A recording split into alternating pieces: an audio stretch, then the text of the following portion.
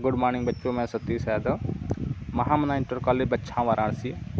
बच्चों, हम पिछले क्लास में आलू की खेती के बारे में पढ़ रहे थे और उसमें हम लोगों ने आलू के वैज्ञानिक नाम, जलवायु, मिट्टी, खरपतवार नियंत्रण, वैरायटी, सिंचाई इत्यादि के बारे में पढ़े थे। आज उसी को बच्चों हम अब इसी में हम कंटिन्यू करेंगे, आलू में लगने वाले रोग, कीट एवं उनके नियंत्रण के बारे में। ठीक है, तो चलिए बच्चों स्टार्ट करते हैं। बच्चों, आलू में दो बीमारी बहुत प्रचलित है। एक है आपका early blight of potato, next आपका लेट ब्लाइट पोटैटो। ठीक है, और एक तीसरा का ये भी है आपका आलू का ऐठा रोग, या जिसे मोजैक भी कहते हैं। ये तीन रोग हम पढ़ेंगे, ये दो बहुत इम्पोर्टेंस है। ठीक है, तो स्टार्ट करते हैं बच्चों। देखिए, पहले हम बात करते हैं अगेती झुलसा रोग के बारे में, जिसे हम लेट ब्लाइट पोटैटो कहते हैं।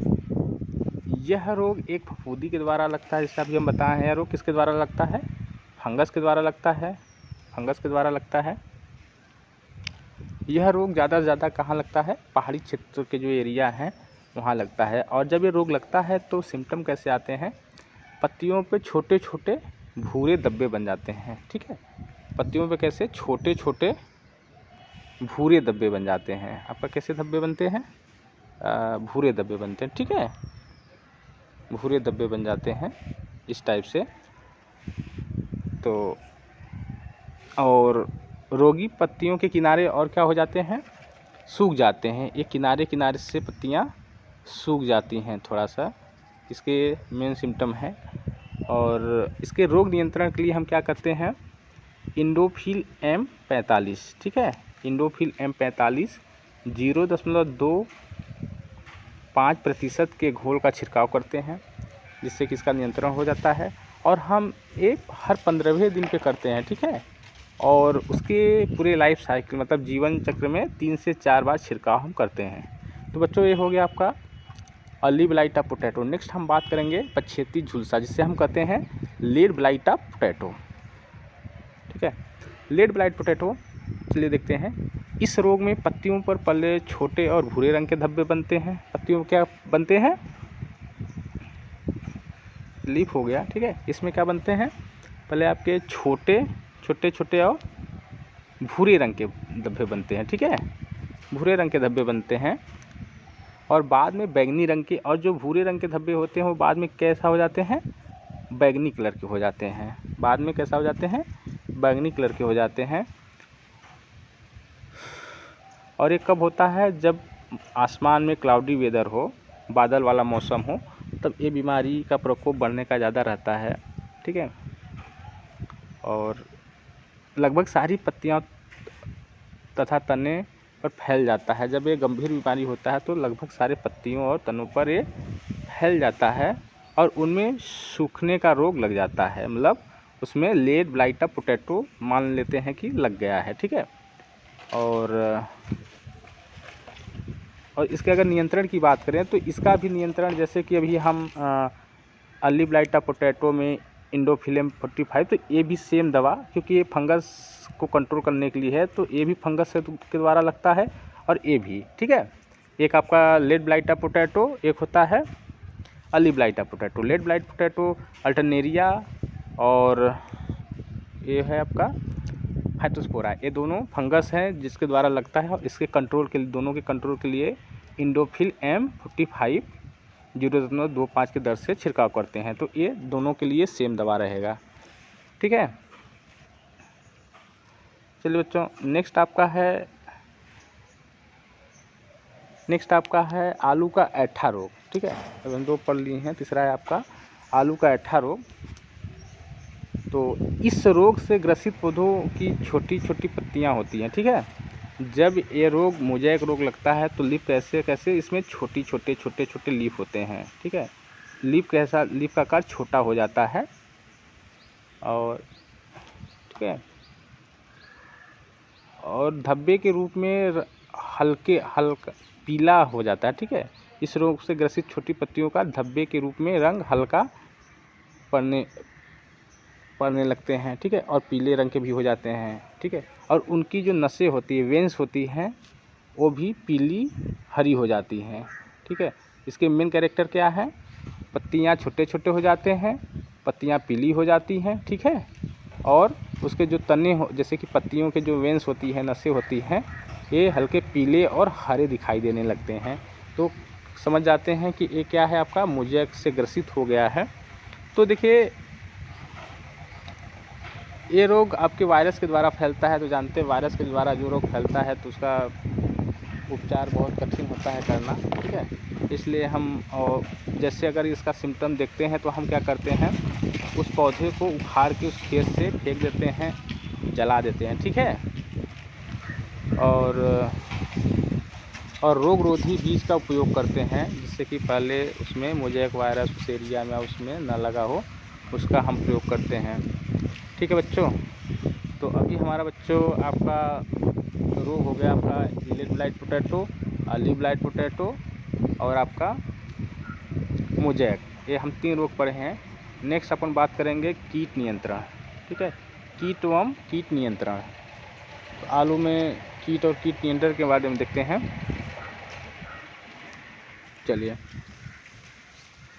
बच्चों, इसमें पहला आपका कटवार्म, ये बहुत ही सीरियस कीट है जो कि आलू के तने को क्या करता है, काटता रहता है, इसका नाम कटवार्म, जिसे कुतरा भी कहते हैं। यह आलू का यह कीट बोए गए आलू की फसल को काफ़ी नुकसान पहुंचाता है। जो हम बोते हैं, ये काफ़ी बहुत ज़्यादा नुकसान पहुंचाता है। ये क्या करता है, तने को ही कुतूर देता है। इसकी सुंडी दिन में मिट्टी की दरारों या ढेलों में रहते हैं। दिन में क्या करते हैं, मिट्टी की दरारों ढेलों में पड़े रहते हैं, ठीक है, छिपे रहते हैं, और रात में बाहर निकल जाते हैं और पौधों के तनों को भूमि की सतह से काट देते हैं, ठीक है। और क्या करते हैं, इसके जो स्टेम होता है, ये सुंडी धीरे धीरे कुतूर करके तने को, उसके इत्यादि को क्या करते हैं, काट देते हैं। इसकी रोकथाम के लिए बुआई से पहले खेत में 10 किलोग्राम फोरेट, ठीक है, प्रति हेक्टेयर का प्रयोग करते हैं। इसको सीड बोने से पहले 10 किलो फोरेट प्रति हेक्टेयर की दर से प्रयोग करते हैं, ठीक है। ये तो हो गया इसकी रोकथाम के लिए। नेक्स्ट हम बात करेंगे फफूंदा, जिसे हम जैसिड के नाम से जानते हैं, फफूंदा या जैसिड भी कह देते हैं इसको। एक कीड़े पत्तियों की निचली सतह पर काफ़ी संख्या में बैठे हुए पाए जाते हैं, ठीक है। ये लोअर लिप में पाए जाते हैं और ये पत्तियों का रस चूसते हैं और क्या करते हैं, पत्तियों का जो रस होता है, न्यूट्रिएंट्स होता है, उसको सक करते रहते हैं, जिसके कारण पौधों के बढ़वार कम हो जाते हैं, ठीक है। जाहिर सी बात है, अगर उसके न्यूट्रिएंट्स को हम कम कर देंगे या फिर किसी तरह से डिफिशिएंसी हो जाएगा तो क्या होगा, उसका ग्रोथ रुक जाएगा, ठीक है। तथा पत्तियां पीली पड़ जाती हैं, और पत्तियां क्या हो जाती हैं, पीली पड़ जाती हैं। इस कीट की रोकथाम के लिए 1.5 लीटर साइपरमेथ्रिन को 1000 लीटर पानी में घोलकर प्रति हेक्टेयर की दर से छिड़काव कर देना चाहिए, ठीक है। तो आपका इस रोग से निजात मिल जाएगा। नेक्स्ट आपका है एफिड, जिसे हम माहो कहते हैं। माहो के बारे में हम पिछले क्लास में भी पढ़ चुके हैं। माहो कैसे होते हैं, ये छोटे आकार के हल्के पीले हरे रंग के कीट होते हैं, ठीक है। ये पत्ती ही जैसे दिखने वाले होते हैं और हल्के पीले तथा हरे रंग के कीट होते हैं, जो पत्तियों का रस चूसते हैं। ये भी क्या करते हैं, पत्तियों का रस चूसते हैं। ये बहुत अधिक संख्या में पाए जाते हैं, छोटे छोटे होते हैं, जो कि बहुत ही अधिक संख्या में पत्तियों के लोअर लिप में चिपके रहते हैं, जिसे पता नहीं चल पाता है। इसका नियंत्रण भी साइपरमेथ्रिन के कारण के द्वारा ही कर सकते हैं। जैसे कि भी हम इसमें जैसिड में पढ़े थे, 1.5 लीटर साइपरमेथ्रिन को 1000 लीटर पानी में सेम वही डोजेस डालेंगे इस कीट के नियंत्रण के लिए, ठीक है बच्चों। नेक्स्ट हम पढ़ेंगे छेना, ठीक है। छेना ये भी एक कीट है, इपीले छेना बीटल, ठीक है। ये बीटल है एक। इस कीट की गिडार, ठीक है, इस कीट के जो गिडार होते हैं, पत्तियों को पूरी तरह से खाकर केवल सिराएं ही छोड़ते हैं। क्या करते हैं, जिसके प्रण होते हैं पत्तियों को खा जाते हैं, ठीक है, और तनों को भी खा लेते हैं। और केवल उनके सिराएँ जो उसके वेंस होती हैं, जो उसके नसें होती हैं, ठीक है, पत्तियों में जो नसें होती हैं, बस उसी को छोड़ देते हैं और बकिया सबको खा जाते हैं, ठीक है। तो और पत्तियां जिससे सूखकर ज़मीन पर गिर जाती हैं, ये भी इसके सिम्टम है। इसके रोकथाम के लिए 2 लीटर इंडोफान, ठीक है, 2 लीटर इंडोफान 35 सीसी को 1000 लीटर पानी में घोल बनाकर छिड़काव कर देना चाहिए। इसका सबसे अच्छा उपाय है। नेक्स्ट आपका है बच्चों वाइट ग्रब, ठीक है, आपका है वाइट ग्रब, जिसे हिंदी में हम कहते हैं कुरमुला। यह कि सफ़ेद या स्लेटी रंग का होता है। ये कैसा दिखने में लगता है? सफ़ेद या स्लेटी रंग का होता है। इसका शरीर मुड़ा हुआ व सिर भूरे रंग का होता है। इसको पहचानने का तरीका, ठीक है, इसको ऐसे हम पहचानेंगे। इसकी 6 विकसित टांगें होती है, इसमें 6 लेग पाए जाते हैं इसके। यह ज़मीन के अंदर रहकर पौधों के जड़ों को नुकसान पहुंचाता है। ये कहाँ रहता है? ये ज़मीन के अंदर रहता है, ठीक है, और उसके रूट को जो आलू है उसके जो रूट्स हैं, ठीक है, ट्यूबर्स है, उसको नुकसान पहुंचाता है, डैमेज करता है। ये क्या करता है? आलू में गोलाकार छेद करता है। आलू में कैसा, हम जैसे देखे होंगे सब्जी बनाते हैं तो आलू में ऐसे ऐसे गोला गोला छेदा होता है, जो और जिसके कारण उसका बाज़ार भाव कम होता है। अगर उसमें छेदे पाए जाएंगे तो क्या होगा? उसका मार्केट में वैल्यू आलू का कम हो जाता है। इस कीट के रोकथाम के लिए 2% मिथाइल पैराथियान अथवा 5% मेलाथियान धूल 25 से 30 किग्रा, ठीक है, 25 से 30 किग्रा प्रति हेक्टेयर की दर से मिट्टी में मिला देना चाहिए। इस तरह से बच्चों हम रोग और कीट एवं उनके नियंत्रण के बारे में पढ़ लिए हैं। नेक्स्ट बच्चों हम बात करेंगे आलू की खुदाई, ठीक है। चलिए देखते हैं आलू की खुदाई। तो इसमें हम एक एक करके देखेंगे बच्चों। आलू की फसल, उसकी जाति, ठीक है, जैसा कि हम पिछले क्लास में बताते, उसकी जाति, बोने का समय इत्यादि बातों पर निर्भर करता है, ठीक है। अमूमन आलू 2.5 से 4.5 महीने में पककर तैयार हो जाती है। जब पौधे पीले, ठीक है, जब पौधे पीले पड़ने लगते हैं तो समझ जाते हैं और कि आलू थोड़ा पकने लगा है, और उसके डंठल भी सूखने लगते हैं। इसके सिम्टम ये मेन है। जब आलू पक जाता है तो फिर हम क्या करते हैं? उसको कुदाल फावड़े की सहायता से आलू को खोदकर निकाल लेते हैं। हाँ बच्चों, खुदाई करते समय हम निम्न बातों का ध्यान रखते हैं। पहला कि आलू के तने को सुखा ले व छिलका पकने पर ही फसल की खुदाई करें, ठीक है। आलू की खुदाई प्रारंभ करने से लगभग 10 से 15 दिन पूर्व सिंचाई बंद कर दें। आलू कुदाल अथवा खुरपी से ही निकालें, ठीक है। आलू का छिलका न उतरने पाए, हम ये भी बात ध्यान देंगे। नेक्स्ट हम बात ध्यान देंगे, आलू को खोदने के बाद उसे ढेर लगाकर ठंडे स्थान पर, ठीक है, कर देना चाहिए। नेक्स्ट आपका ढेर को लगभग 1 सप्ताह बाद खोलना चाहिए। क्या करते हैं हम? उसको हवादार या छांव स्थान में उसका ढेर बना लेते हैं और ढेर बना के 1 हफ्ता तक ऐसे ही छोड़ देते हैं, जिससे कि जो उसके छिलके होते हैं वो क्या हो, थोड़े से मोटे हो जाएं, जिससे कि जब हम स्टोर में रखें तो सड़े ना, ठीक है। इस तरह से हम मैनेज करेंगे खुदाई करके आलू को। नेक्स्ट हम अपन बात करेंगे उपज के बारे में, ठीक है।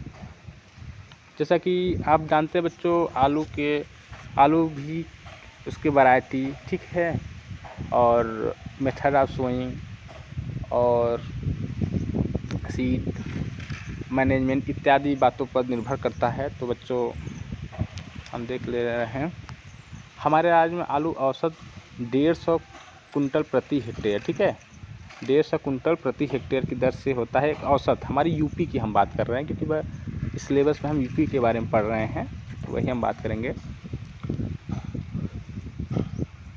और समुचित खाद और सिंचाई अच्छी होने पर 300 से 400 कुंटल भी हम निकाल सकते हैं। अगर अच्छी वैरायटी लगाए हैं और उसमें हम खाद उर्वरक सही से दे रहे हैं तो 300 से 450 कुंटल भी हम पैदा कर सकते हैं। जैसा कि अभी हम ऊपर बता चुके हैं कि वैरायटी, खाद उर्वरक उसके मैनेजमेंट पर निर्भर करता है, ठीक है। नेक्स्ट बात आता है बच्चों ग्रेडिंग, ठीक है। नेक्स्ट हम देखेंगे ग्रेडिंग के बारे में। ग्रेडिंग, ठीक है। जैसे बच्चों आलू या कोई वस्तु जब हम बाज़ार में ख़रीदने जाते हैं तो क्या करते हैं, उसको छाँट करके लेते हैं, अलग करके लेते हैं, ठीक है। इसी तरह से हमारे मार्केट वैल्यू को बढ़ाने के लिए हम क्या करते हैं, ग्रेडिंग करते हैं। तो बच्चों जैसा कि आलू अलग अलग साइज़ में होता है तो उसको हम एक अलग अलग ग्रेड में बनाते हैं, ठीक है। आलू को उसको आकार के अनुसार अलग अलग कर लेते हैं। छोटा आलू है तो छोटे में, बड़ा आलू है तो बड़े में, और मीडियम है तो मीडियम में, ठीक है। इस तरह से उसका हम छाँट कर लेते हैं, उसका हम ग्रेडिंग कर लेते हैं, ठीक है, जिसे हम पोटैटो ग्रेडिंग के नाम से जानते हैं। नेक्स्ट अपन बात करेंगे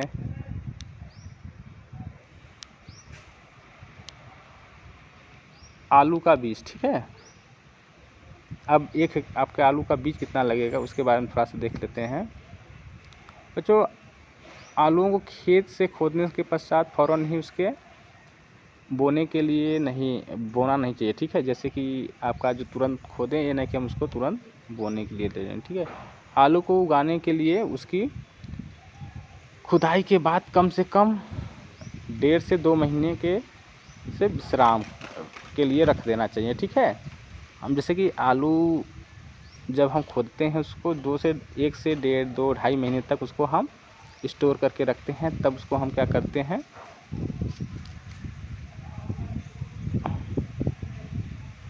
बोते हैं, ठीक है। जैसे कि बच्चों हम आलू को क्या करेंगे, मिल से बाहर लाएंगे या फिर जो भी हम जिस भी व्यवस्था से रखें, स्टोरेज में रखें, कहीं रखे हैं, जो उसको हम चिलिंग जो उस ठंडे स्थान से बाहर लाएंगे, मान लीजिए आलू मिल से बाहर लाएंगे या जो स्टोरेज में, कोल्ड स्टोरेज में रखे हैं, तो पहले उसको हम 1 ही 2 दिन में नहीं बो देंगे। पहले उसको हम 1 से 1.5 महीने तक, 2 महीने तक उसको अपने यहाँ रखेंगे, जिससे कि बच्चों जानते हैं कि आलू में सुसुप्ता अवस्था होता है, ठीक है। तो उसको तोड़ने के लिए हम ऐसा करते हैं। जब उसको हम अपने यहाँ स्टोरेज के बाहर रखते हैं 10 दिन, 15 दिन, 20 दिन के बाद उसमें देखेंगे छोटे छोटे आँखें आती हैं, ठीक है, आइज़ आती हैं। तो उसके लिए हम फिर क्या करते हैं, उसको अपने यहाँ स्टोर करके रखते हैं। पहले ये नहीं कि तुरंत स्टोरेज से लाए और उसको बो देते, इस कंडीशन में क्या होगा, आलू सड़ जाएगा, ठीक है। नेक्स्ट बच्चों हम बात करेंगे भंडारण का। जैसे अब भंडारण मतलब स्टोरेज, कोल्ड स्टोरेज में किस तरह से रखेंगे, ठीक है, उसको क्या क्या करेंगे। बच्चों सबसे पहले तो हम आलू को जब पूरा मैच्योर हो जाए आलू, तब उसकी खुदाई करेंगे, ठीक है। आधा कच्चा आलू की खुदाई नहीं करेंगे अगर हम सीड पर्पज़ के लिए रख रहे हैं तो, और ठीक है। और हम ध्यान रखेंगे जब आलू का छिलका सख्त हो गया है तब उसकी खुदाई करें, हम ट्राई कर लेंगे। खाने के लिए हम बीच बीच में उसकी खुदाई करते रहते हैं, लेकिन जब हम सीड के लिए करते हैं तो आलू को देखते हैं कि उसके छिलके अच्छे से हो गए नहीं, और उसमें हम ये देखते हैं कि उसमें बहुत ज़्यादा मिट्टी, गीला ना लगा हो, या अगर ऐसा है तो कुछ उसको हम रिमूव कर देते हैं। और आलू को खोदने के बाद छाया वाले 1 हफ्ते तक उसको हम रखते हैं, ठीक है। और उसको हम देखते रहते हैं कि उसमें कीट वगैरह तो नहीं लग रहे हैं, फंगस नहीं लग रहे हैं, उसको हम दवा से भी ट्रीट वगैरह करके सुखा लेते हैं, ठीक है। गोदाम में जब हम रखते हैं तो ठंडा और हवादार होना चाहिए, उसमें ठंडा और गर्मदार होना चाहिए, ठीक है। और गर्मियों में रात्रि के समय उनकी खिड़कियां बंद होनी चाहिए, ये सब हम कर देंगे। खुले छोड़ देने चाहिए गर्मी में। ये तो अगर हम आजकल तो मॉडर्न मिलें आ गई हैं, स्टोरेज आ गए हैं, ये तो उसके अकॉर्डिंग हम अपने जैसा व्यवस्था वैसे रखेंगे। ठीक है बच्चों। शीतगृह, वही जो हम कोल्ड स्टोरेज की बात कर रहे थे, जिसे हम शीतगृह भी कहते हैं, जो हम आलू गांव में लोग कहते हैं मिल में जमा कर रहे हैं, ठीक है। उस अनुसार से हम उसमें, जैसे हम फ्रिज होता है नॉर्मली अपने घर में सब्जियां वगैरह रखते हैं ना, वैसे कोल्ड स्टोरेज होता है, बड़ा बड़ा होता है। तो उसमें भी हम क्या करते हैं, इसको हम गर्मी के दिनों में 4 से 5 महीने, मतलब आपका मान के लिए गर्मी, आपका बरसात, इतने के लिए हम क्या करते हैं, इसको कोल्ड स्टोरेज में रख देते हैं। जब हमारा बोना होता है, ठीक है, बोने से 2 या 1 महीने पहले पूरा निकालते हैं और उसको स्टोर करके मतलब रखते हैं अपने पास। इसके बाद तब हम क्या करते हैं, इसकी बुआई कर देते हैं। ठीक है, इस तरह से हमारे भंडारे बहुत नहीं है, आप एग्ज़ाम में अक्सर पूछ नहीं जाते हैं, लेकिन आप लोगों को जानना है इसलिए बता दिए थोड़ा बहुत। नेक्स्ट बच्चों हम बात करेंगे इसके फसल चक्र के बारे में, थोड़ा सा फसल चक्र के बारे में भी देख लेते हैं और लगभग ये हमारा टॉपिक समाप्त होने वाला है। तो बच्चों देखिए, आलू की फसल के लिए उपयोगी फसल चक्र निम्न है। पहला है आपका 1 वर्षीय फसल चक्र, दूसरा है 2 वर्षीय फसल, जैसा कि नाम से प्रतीत हो रहा है। तो बच्चे 1 वर्षीय फसल चक्र में हम क्या करेंगे, अगर हमारे पास 1 हेक्टेयर खेत है या फिर मान लीजिए एक खेत है हमारा, ठीक है, तो इसमें हम जैसे रबी खरीफ तीनों मौसम में फसल लेते हैं। तो अगर हम खरीफ की बात करें तो खरीफ में पहले हम क्या लगाते हैं, आलू के खेत में पहले मक्का लगा देते हैं, मेज, ठीक है, मेज जैसे ही मक्का कटता है तब फिर हम क्या लगा देते हैं, उसी साल आलू लगा देते हैं इसी खेत में। ठीक है, आलू जैसे ही हटता है फिर उसमें हम पछेती गेहूँ छीट देते हैं। आपका तो एक हो गया क्रॉप रोटेशन। दूसरा आपका फिर दूसरे साल मतलब एक ही वर्ष में फिर जैसे कि आपका अगर हम चाह रहे हैं कि दूसरे वर्ष इसी खेत में दूसरी बार अगर हमको आलू बोना है, फिर हम क्या करेंगे, इसमें हम मक्का न लगा करके भिंडी या कोई भी सब्जी वगैरह लगा देते हैं, लेकिन हसोलिनेसियस फैमिली का ना हो। ठीक है, पहले फिर हम क्या करेंगे, इसको अब भिंडी, फिर आलू, फिर प्याज, इस तरह। फिर नेक्स्ट ईयर हम नेक्स्ट बार क्या करेंगे, नेक्स्ट प्लान में क्या करेंगे, फिर मक्का, आलू, प्याज, इस तरह से हम 1 साल का क्रॉप रोटेशन इसमें करते हैं। 2 वर्ष के लिए हम क्या करते हैं, सॉरी बच्चों,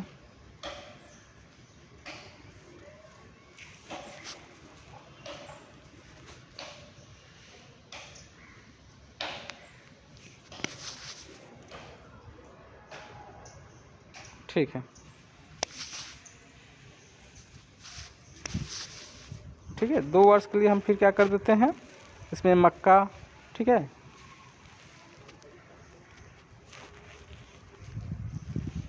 आपका मक्का, गन्ना, आलू, ठीक है, इस तरह से हम 2 वर्ष का भी हम फसल चक्र लगाते हैं। ठीक है बच्चों, आज हम लोगों का आलू की खेती समाप्त हुआ। नेक्स्ट अगले क्लास में हम आपको पढ़ाएंगे फूल गोभी की खेती। ठीक है, तो बच्चों आज के लिए हमें इजाज़त दीजिए। धन्यवाद बच्चों आप लोगों का। ठीक है, क्लास आज इसी पे बंद करते हैं।